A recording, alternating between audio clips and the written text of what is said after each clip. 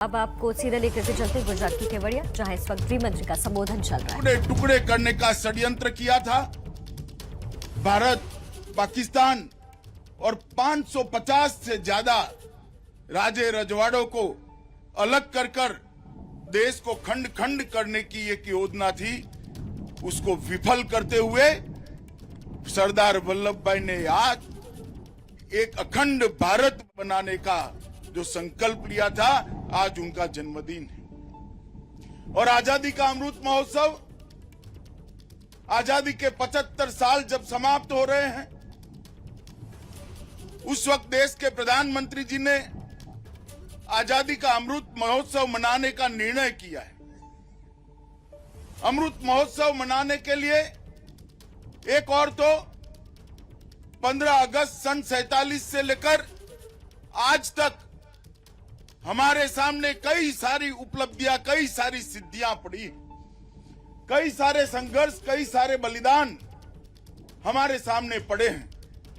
उसको लेकर आगे देश कैसे बढ़े, इसका संकल्प करना है। और दूसरी ओर 1857 से लेकर 1947 तक, 1857 से लेकर 1947 तक आजादी का हमारा जो संघर्ष रहा, अनेक प्रकार के आजादी की लड़ाइयां लड़ी रही, हजारों लाखों लोगों ने अपने बलिदान दिए, कई लोगों ने अपना सर्वस्व न्यौछावर किया। ऐसे जाने अनजाने सभी स्वतंत्र सेनानियों को श्रद्धांजलि भी देनी है, उनको याद भी करना है और उनके बलिदानी जज्बे से प्रेरणा लेकर बच्चों और युवा पीढ़ी को आगे देश के निर्माण में लगाना भी है। इसलिए आज इस राष्ट्रीय एकता दिवस का एक अनूठा महत्व है। मित्रों, आज सरदार पटेल की जन्म जयंती है। मैं पूरे देश में करोड़ों देशवासी जो कार्यक्रम देख रहे हैं, इस सब को बताना चाहता हूं, सदियों में कभी कोई एक ही सरदार बन पाता है, और जब सदियों में कभी कोई एक सरदार बन पाता है, वो एक सरदार सदियों तक अलग जगाता है।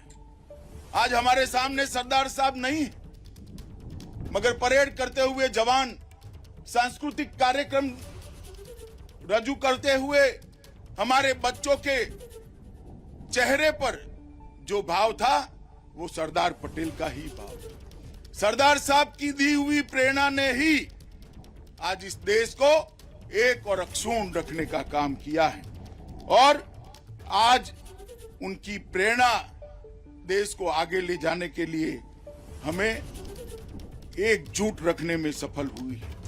मित्रों, ये केवड़िया कोई एक जगह का नाम नहीं है, एक तीर्थ स्थान बन गया है, राष्ट्रीय एकात्मता का तीर्थ स्थान, राष्ट्र धर्म का तीर्थ स्थान, देशभक्ति का तीर्थ स्थल, और आज ये आसमान को छूने वाली सरदार साहब की मूर्ति पूरी दुनिया को संदेश दे रही है कि भारत का भविष्य उज्जवल है। भारत की एकता और अखंडता को कोई क्षत विक्षत नहीं कर सकता। ये संदेश जो सरदार साहब ने दिया है, आज केवड़िया इसका दुनिया के सामने उद्घोषणा करता है।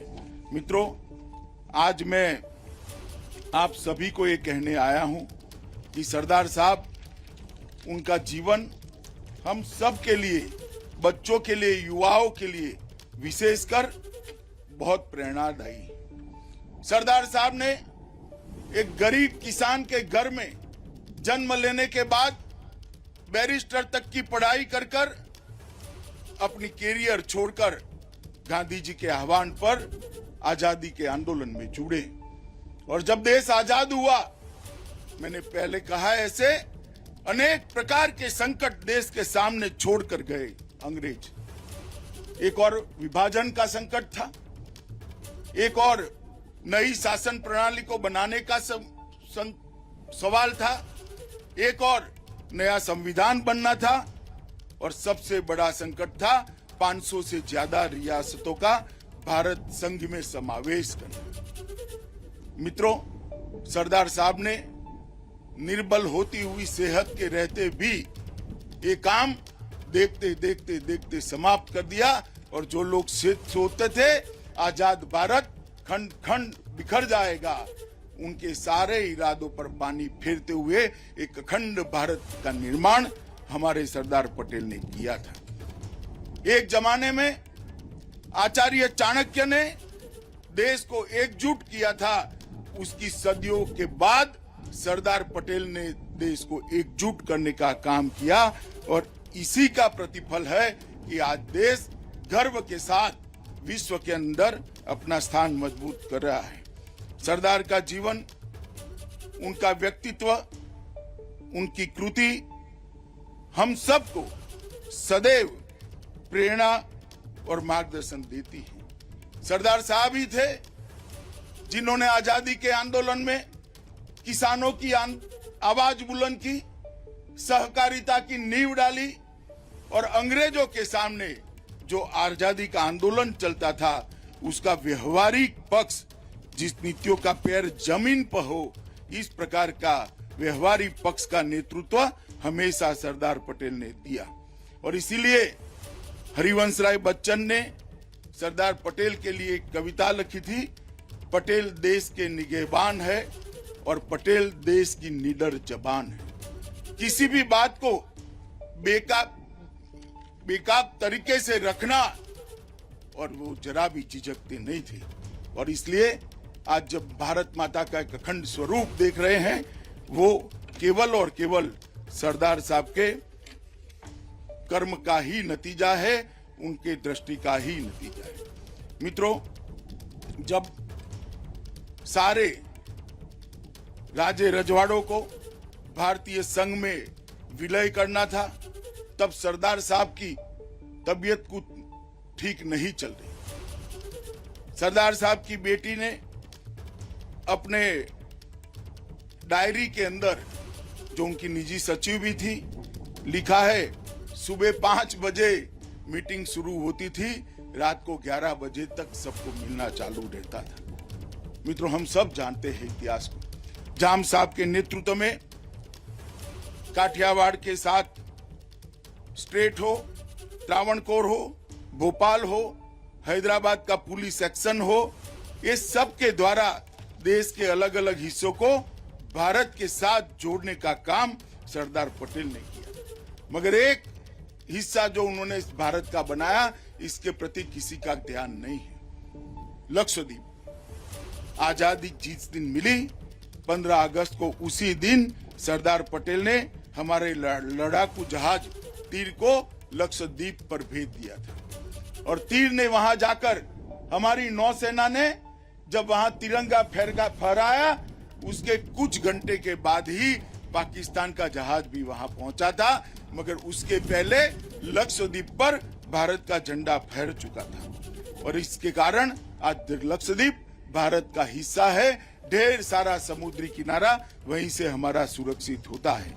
मित्रों, सरदार साहब ने जिस प्रकार से आजादी के बाद भारत को एक करने का काम किया, मगर दुर्भाग्यपूर्ण बात है कि सरदार साहब को भुलाने का प्रयास किया गया। आजादी के बाद उनके योगदान को उचित सम्मान, उनके योगदान को उचित स्थान कभी नहीं मिला।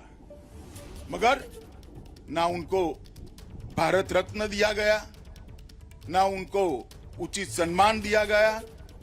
मगर कहते हैं कि सूर्य को कितनी देर बादल ढक कर रख सकता है। परिस्थितियां बदली, देश बदला, आज सरदार साहब को भारत रत्न भी मिला है और विश्व की सबसे ऊंची प्रतिमा सरदार साहब की हम सब की नजर के सामने है। स्टैच्यू ऑफ यूनिटी पूरी दुनिया को संदेश है कि भारत की एकता को कोई तोड़ नहीं सकता, भारत की अखंडता को कोई विकसित कर नहीं सकता और भारत के सार्वभौमत्व को भी इसके साथ कोई छेड़खानी नहीं कर सकता। इसका प्रतीक स्टैच्यू ऑफ यूनिटी है। इसकी ऊंचाई 182 मीटर है और स्टैच्यू ऑफ लिबर्टी से इस प्रतिमा की ऊंचाई लगभग 2 गुनी है। स्टैच्यू ऑफ यूनिटी का जब निर्धार अभी के हमारे प्रधानमंत्री और उस वक्त के गुजरात राज्य के मुख्यमंत्री नरेंद्र भाई ने किया था, तब उन्होंने कहा था कि स्टैच्यू ऑफ यूनिटी का निर्माण सरदार साहब के काम करने के तरीकों के अनुरूप होना चाहिए। पूरा जीवन उन्होंने किसानों की आवाज बुलंद करने के लिए लगाया। अंग्रेजों के खिलाफ कई सारे किसानों के अधिकार के सत्याग्रह के आंदोलन किए। बारडोली सत्याग्रह के कारण ही उनको सरदार का उपमा मिला था।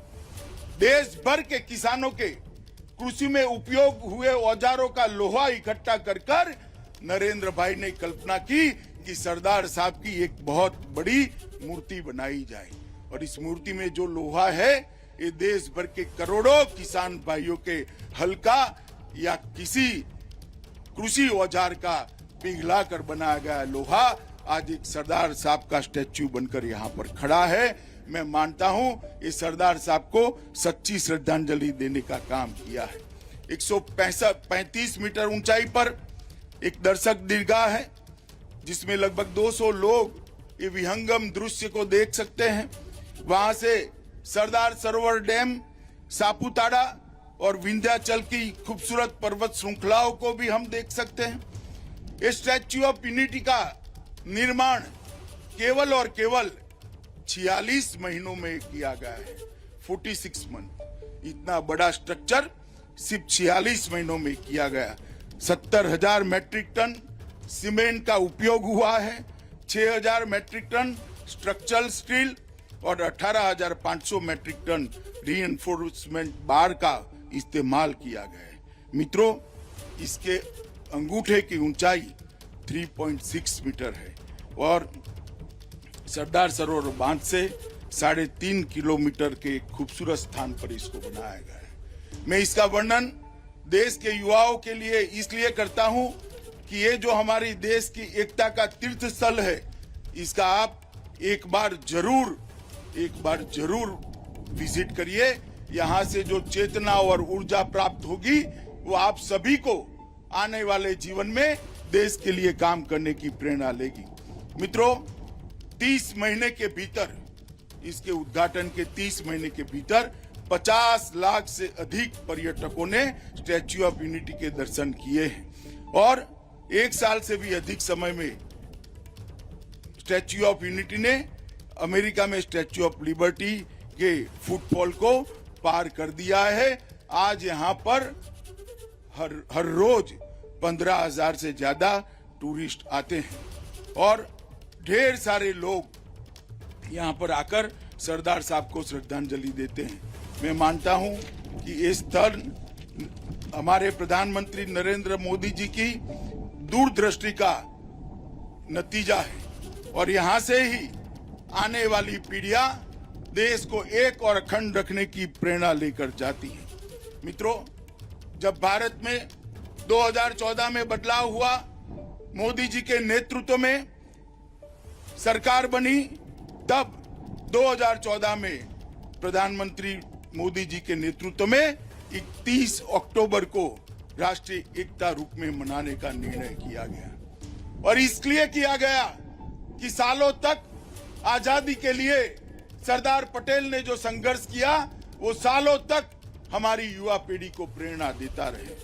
देश को एक और अखंडित करने के लिए आजादी के बाद उन्होंने जो प्रयास किया वो वर्षों तक देश की युवा पीढ़ी को प्रेरणा कर देता रहे और ये जन सहयोग से बनी हुई ये मूर्ति, ये इसका प्रतीक है कि आने वाली पीढ़ियों को किस प्रकार से सरदार से प्रेरणा लेकर आगे जाना है। हमारी एकता को प्रदर्शित करते हुए रन फॉर यूनिटी भी उसी दिन शुरू होती है। सुबह एकता के लिए सभी लोग राष्ट्रीय एकता दौड़ के अंदर अपने आप को सम्मिलित करते हैं। मित्रों, ये आजादी का अमृत महोत्सव का वर्ष हम सब के लिए बहुत महत्वपूर्ण है। देश ने प्राप्त की हुई सिद्धियों का गुणगान तो गाना है, मगर 100 साल के बाद देश कहां खड़ा होगा, इसकी संकल्पना और इसका संकल्प भी आज की पीढ़ी ने लेना है। जब आजादी के 100 साल समाप्त होंगे तब देश कहां होगा? इसका निर्णय, इसका संकल्प आज की पीढ़ी ने, हमारी देश की जनता ने और देश के युवाओं ने विशेष कर लेना है। इसलिए ये वर्ष हमारे लिए संकल्प का भी वर्ष है। देश के 130 करोड़ की जनता अगर एक एक संकल्प लेती है और जीवन पर्यंत ये संकल्प को पालन करती है तो देश की आगे बढ़ने के लिए ये बहुत बड़ा जरिया बना है। नरेंद्र मोदी जी ने हम सब के सामने एक संकल्प रखा है, ओजस्वी तेजस्वी भारत का संकल्प, विकसित भारत का संकल्प, समृद्ध भारत का संकल्प, सुरक्षित भारत का संकल्प, संस्कृत और शिक्षित भारत का संकल्प। इस स्वप्न की सिद्धि के लिए हम सब ने इस आजादी के अमृत महोत्सव के वर्ष को संकल्प वर्ष के रूप में भी मनाना चाहिए। हम सब ने संकल्प लेकर देश को आगे बढ़ाने के लिए पूरा जीवन ये संकल्प का पालन करते हुए, पूरा करते हुए पूरा जीवन काम करना चाहिए। आप कल्पना करिए, एक छोटा सा बच्चा अगर एक संकल्प लेता है कि मैं मेरे अन्न की मेरी भोजन की थाली में एक अन्न का दाना भी जूठा नहीं छोड़ूंगा, देश का कितना बड़ा फायदा होगा। 12वीं कक्षा में पढ़ने वाली एक बच्ची अगर संकल्प ले लेती है कि मैं पूरा जीवन ट्रैफिक के नियमों का उल्लंघन नहीं करूंगी, तो कितने बड़ा फायदा देश का होता है। हम 130 करोड़ लोग आज एक राष्ट्रीय एकता दिन के दिन पर एक एक संकल्प ले तो 130 करोड़ संकल्पों का संपुट इस देश को आगे बढ़ाने के लिए निश्चित ही परिणाम लक्ष्य होगा। मित्रों, मोदी जी ने अनेक क्षेत्रों के अंदर बदलाव किए हैं। देश की सुरक्षा की बात हो, आर्थिक सुधार की बात हो, आत्मनिर्भर बनाने की बात हो, मेक इन इंडिया की बात हो, हर क्षेत्र के अंदर मोदी जी ने नए इनिशिएटिव दिए हैं और 7 सालों के अंदर एक अलग प्रकार का भारत का आशा जिसकी कल्पना सरदार पटेल ने की थी, ऐसे भारत के निर्माण की आशा 130 करोड़ के मन में जागृत हुई है। और विशेषकर देश के 60 करोड़ गरीबों के लिए ये 7 साल देश के 7 करोड़ गरीबों को समर्पित रहे। मोदी जी ने इस 7 साल में देश के 60 करोड़ गरीबों को भारत के आंदोलन के साथ जोड़ने का प्रयास किया है। आजादी के 70 साल तक एक गरीब 60 करोड़ देश के गरीब नागरिक कभी भी अपने आप को देश की विकास प्रक्रिया के साथ जुड़ा हुआ नहीं पाते थे। मोदी जी ने एक 7 ही साल में उनके घर में बिजली भेजी, उनके घर में शौचालय बनाकर दिया, उनके घर में गैस का सिलेंडर दिया, उनके घर में शुद्ध पानी पीने का पानी पहुंच रहा है। हर एक व्यक्ति के पास एक प्रधानमंत्री आयुष्मान भारत योजना का कार्ड पहुंचा, जिससे 5 लाख तक की स्वास्थ्य सुविधाएं पूरी फ्री ऑफ कॉस्ट, कोई भुगतान करे बगैर आज अपने और अपने परिवार की स्वास्थ्य की रक्षा कर रहे हैं। और अब प्रधानमंत्री जी हर घर में नल से शुद्ध पीने का पानी पहुंचाने का अभियान भी हाथ में लिए हैं। देश के 60 करोड़ गरीबों को लगता है कि हाँ, मैं भी देश की विकास यात्रा का हिस्सा हूं। देश के 60 करोड़ गरीबों को लगता है कि हाँ, मैं भी देश के विकास में कुछ कंट्रीब्यूट कर सकता हूं, मेरा योगदान दे सकता हूं। ये भावना जो जगी है और 60 करोड़ गरीबों को और कुल मिलाकर 130 करोड़ नागरिकों को देश की विकास यात्रा के साथ, देश की एकता और अखंडितता के साथ जोड़ने का जो यत्न प्रधानमंत्री नरेंद्र मोदी जी ने किया है, मैं मानता हूं कि वो हमारे लौह पुरुष सरदार पटेल के स्वप्न को जरूर पूरा करेगा। एक ऐसा भारत का निर्माण करेगा जो दुनिया के अंदर अपना उचित स्थान प्राप्त करेगा। इन्होंने हमारे सामने, मोदी जी ने $5 ट्रिलियन की इकोनॉमी का लक्ष्य रखा है और एक सुरक्षित भारत का लक्ष्य भी रखा है और नई शिक्षा नीति के माध्यम से शिक्षित भारत का लक्ष्य भी हमारे सामने रखा है। हमारी भाषाओं को गौरव दिलाने का भी लक्ष्य हमारे सामने रखा है। मैं मानता हूं आज का दिन हम सब के लिए बहुत महत्वपूर्ण है। आज राष्ट्रीय एकता दिवस के दिन पर, और वो एकता दिवस जो आजादी के अमृत महोत्सव में आया है, उस दिन हम सब संकल्प करें कि सरदार पटेल के बताए हुए रास्ते पर हम पूरा जीवन चलकर इस देश को एक मजबूत देश बनाएंगे, इस देश को सरदार के सपनों का देश बनाएंगे। मैं फिर से एक बार आप सभी को राष्ट्रीय एकता दिन की बहुत बहुत शुभकामनाएं देता हूं। कुछ ही समय में हमारे सामने मोदी जी का संदेश आएगा और मोदी जी के संदेश के बाद ये परेड तो समाप्त हो जाएगी, परंतु आजादी के अमृत महोत्सव के वर्ष में हमारी संकल्प की यात्रा शुरू होगी, इसका मुझे विश्वास है। मैं आप सभी को निवेदन करता हूं, मेरे साथ जोर से दोनों हाथ उठाए और भारत माता का जयकारा लगाइए। बोलिए भारत माता की, भारत माता की, भारत माता की, वंदे वंदे वंदे।